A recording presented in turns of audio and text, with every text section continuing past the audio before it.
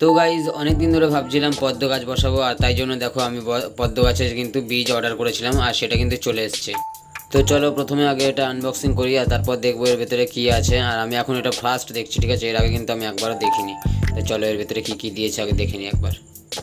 তো প্রথমে খুলতেই এটা দেখতে পেলাম, এটা কিন্তু কি সুন্দর একটা ছোট্ট প্যাকেটিং করে দিয়েছে, আর চারদিক দিয়ে কিন্তু সেলোটেপ দিয়ে মোড়াও আছে যাতে এয়ার প্রুফ থাকে আর জলটা যাতে না থাকতে পারে এর ভেতরে। দেখতে পাচ্ছ, এবার এটাকে খুলে নিতে হবে। তো আমার সামনে কাঁচি আছে, এটাকে খুলে নিই। তো কাটার পর আমি দেখতে পেলাম এর ভিতরে কিন্তু কালো কালো দানা মতন আছে, এগুলো মনে হচ্ছে বীজ।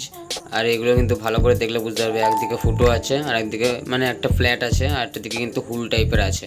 আর আমাদের ফ্ল্যাট দিকটা কিন্তু ঘষতে হবে। তো ফ্রেন্ড দেখতেই পাচ্ছ, এ দেখো এখানে একটা ফোঁটা পড়েছে আর ফোঁটা পড়ে এখানে লেখাটা উঠেই গেছে। কিন্তু তার থেকে বড় কথা, এ দেখো আমি 10 টাকা দিয়ে আমি কিন্তু নিয়ে এসেছি পেপারে, ঠিক আছে? আর এটা হচ্ছে এমআরই পেপার বা এই বলা যায় শিরিষ কাগজও বলা যায়, ঠিক আছে? এটা কিন্তু শিরিষ কাগজই বলা হয় বাংলায়, এমআরই পেপার তো ইংলিশে বলা হয়। তো এইবারে এই যে আমাদের পদ্ম বীজ, আর একটা একটা করে আমাকে সবকটা খুলতে হবে।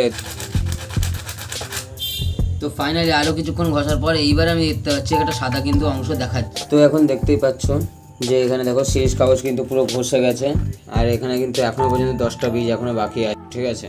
আর এখানে দেখো আমি 10টা ভিজিয়ে দিয়েছি, তার মধ্যে দুটো মনে হচ্ছে মরে যাবে, দেখতেই পাচ্ছ।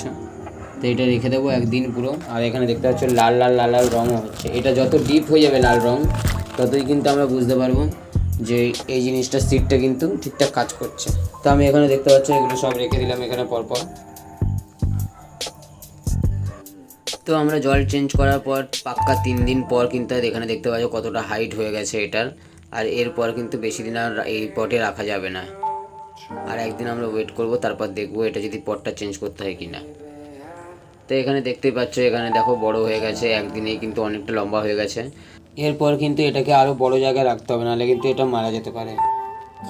তো পরের দিনই আমি এটা চেঞ্জ করে নিলাম, আর একটা বড় একটা প্লাস্টিকের বালতি নিয়েছি যার ভিতরে কিন্তু জল রেখে এটা রাখা হয়েছে। তো 2 দিন অন্তর আমি এটা চেঞ্জ করি, আর আজকেই আমি ফার্স্ট আমি জলটা চেঞ্জ করে দিচ্ছি, সেটা ভিডিওতে পরে দেখাচ্ছি। আর এখানে দেখো কত বড় কিন্তু বীজটা হয়েছে, এটা কিন্তু 5 দিনের মাথায় হয়েছে। দেখো কত সুন্দর কিন্তু একটা বীজ হয়েছে। তো এটার আমি নেক্সট আপডেট পরে দেবো নেক্সট পার্ট 2-তে। তো চলো এখানে আজকে টাটা।